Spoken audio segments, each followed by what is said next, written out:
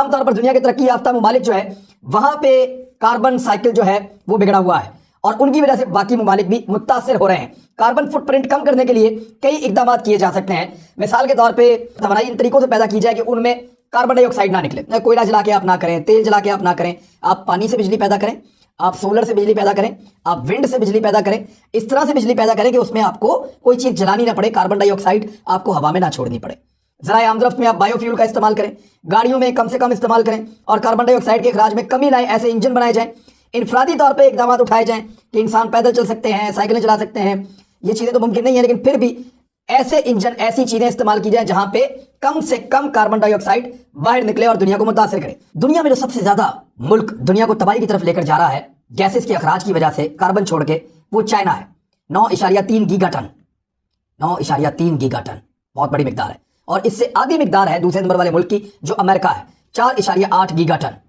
तीसरे नंबर पे भारत है 2.2 गीगाटन, रूस 1.5, जापान 1.1, जर्मनी 0.7, जनूबी Korea 0.6, Iran 0.6, Canada 0.5, Saudi Arab 0.5।